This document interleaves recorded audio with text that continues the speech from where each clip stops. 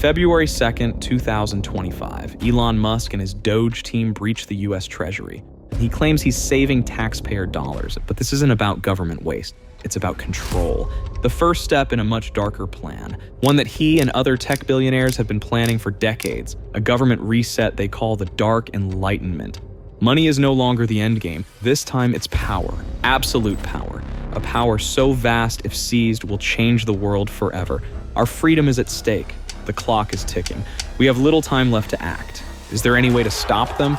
The answer to that question isn't simple, and the consequences for failure are dire. Our only hope is to understand their motivations and unravel their master plan before it's too late. This plan didn't start on February 2nd, 2025. It didn't even start with Elon Musk. It started with Mencius Moldbug.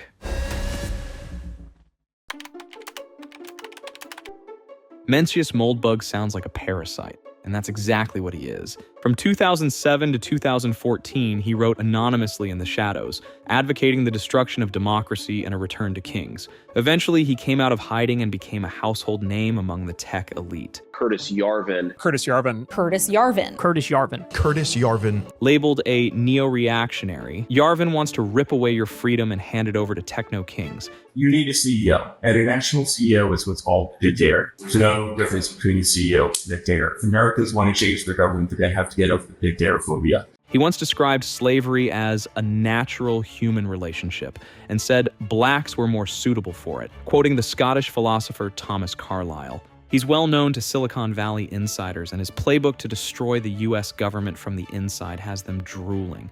These technocrats worship at the altar of capitalism, but they don't believe in free markets, only markets they control. And they believe that governments should operate the same way, with a CEO, aka dictator, ruling over the people. For decades, Curtis Yarvin was just a fringe reactionary with no power to implement any of his radical ideas.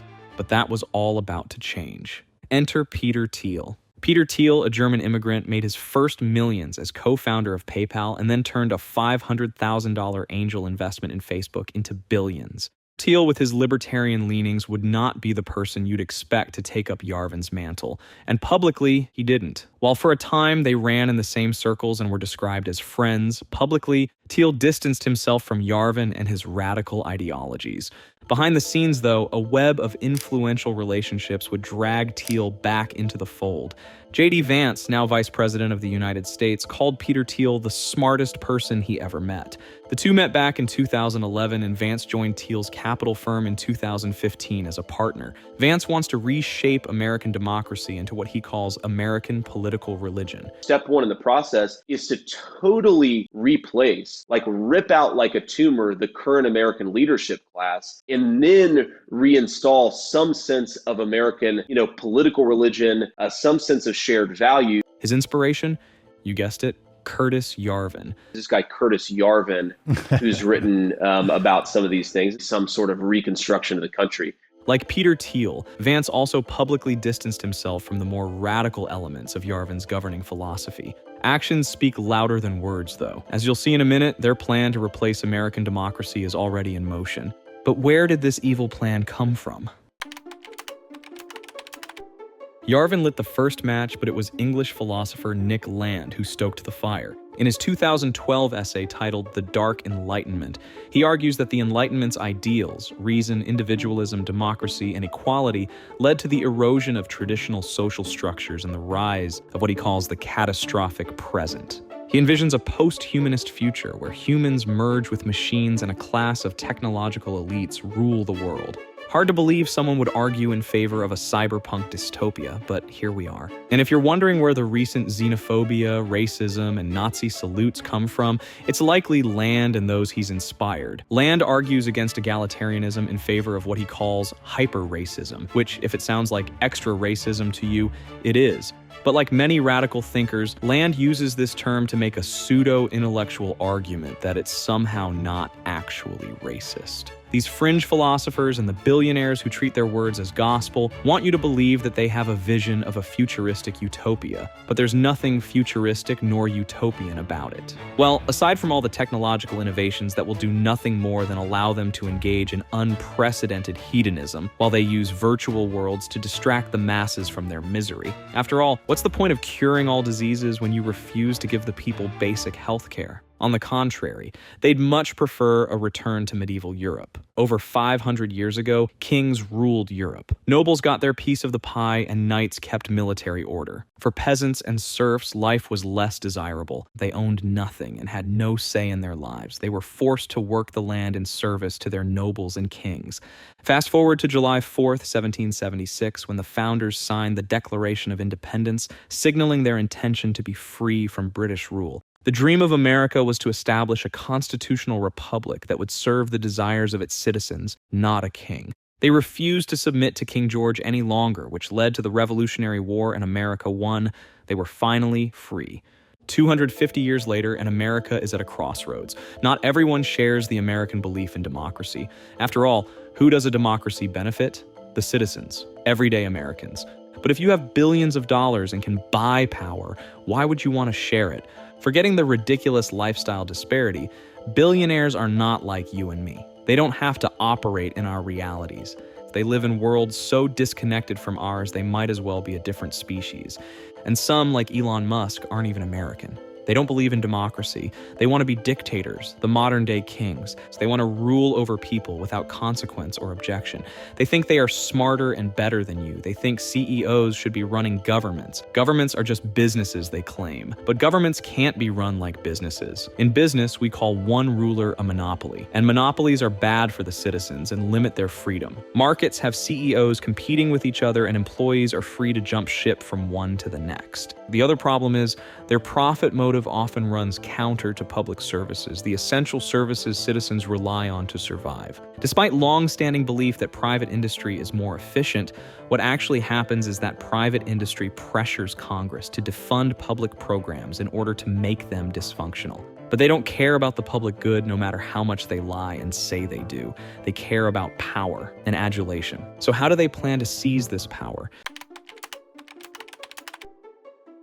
You may have heard of Project 2025, the brainchild of conservative think tank, the Heritage Foundation, whose goal is to fundamentally restructure the American federal government. What you didn't know is that some of its goals and ideas came directly from Yarvin himself. One such idea Yarvin coined was RAGE, which stands for Retire All Government Employees.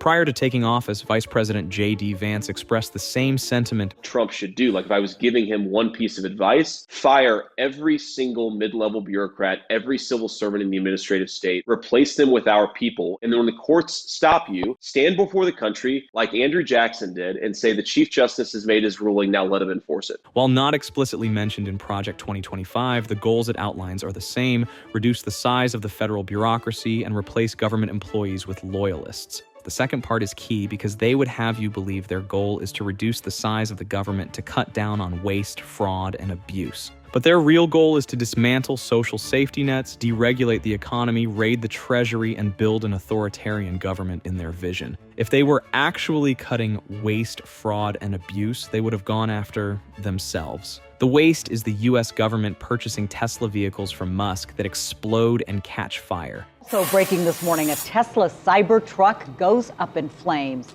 This is really incredible video when you look at this. You can see that entire back of the truck is discolored.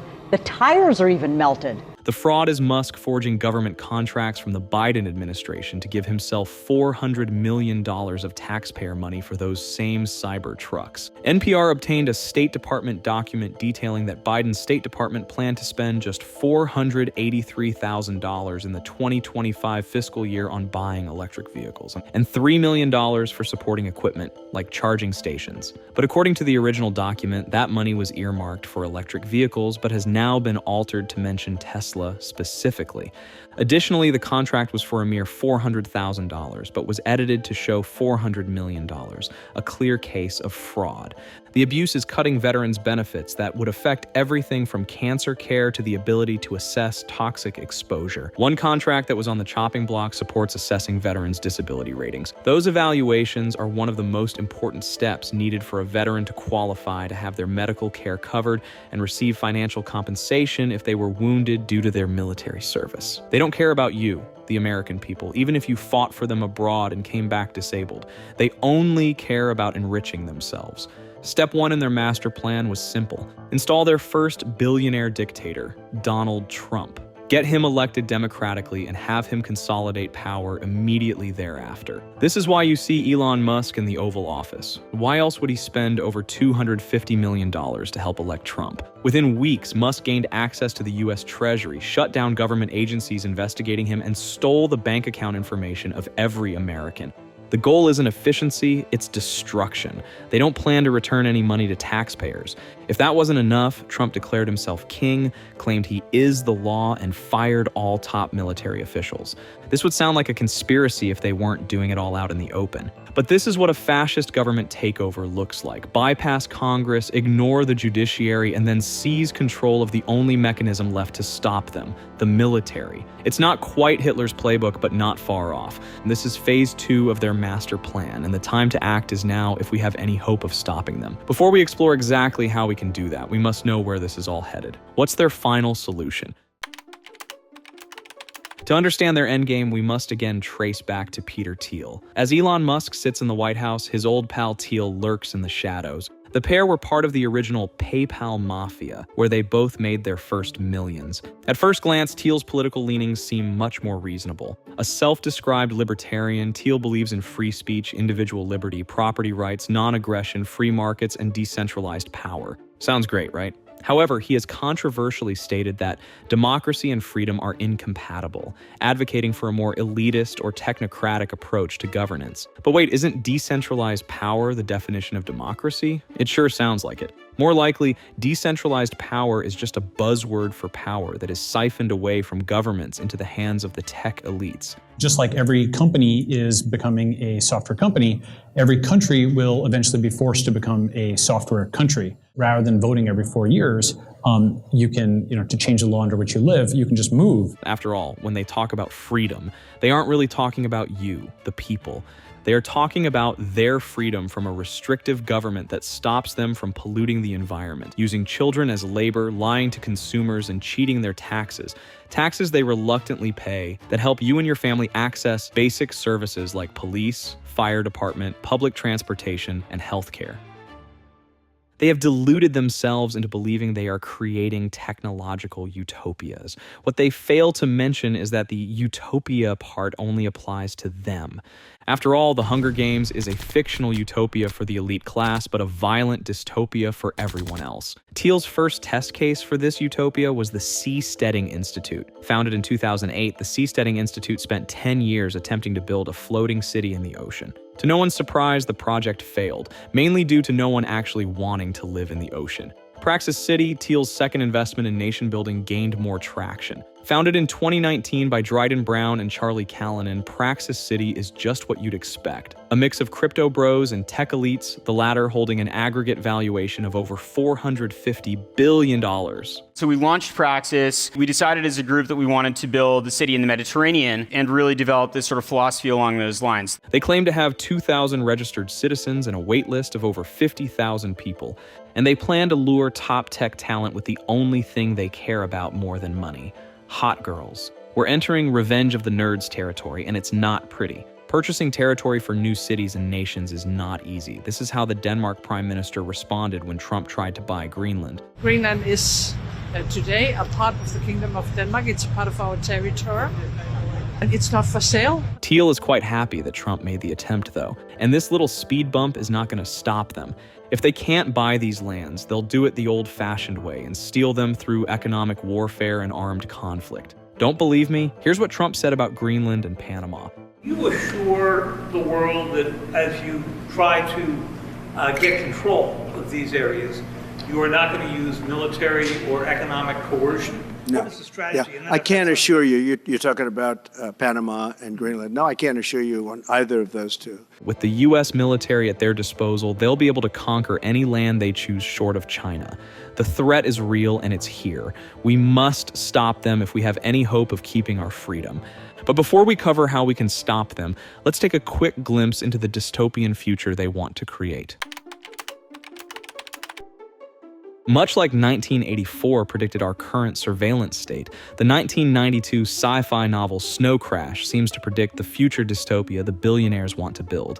In Snow Crash, traditional government has largely collapsed, replaced by a fragmented system where powerful corporations control territories, effectively running society through corporate feudalism. Law enforcement, infrastructure, and services are privatized, and citizens are often subject to the interests of the corporations that own their area. The virtual world called the metaverse mirrors this fragmentation, with no central authority and governance driven by corporate interests and user behavior. The result is a dystopian world marked by the erosion of public institutions and the rise of privatized power.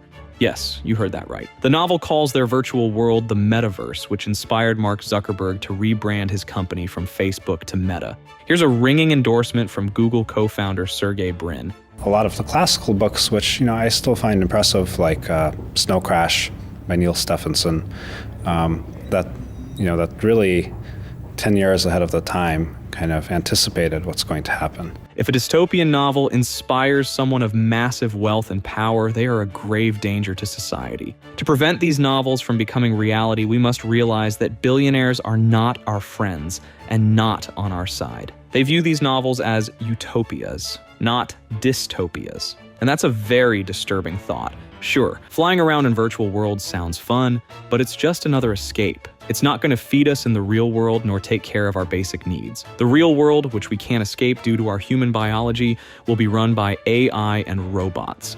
The difference between us and serfs of the past is that serf labor was necessary to keep everything running. They had leverage. The AI revolution changes everything. The elite will no longer require a labor force.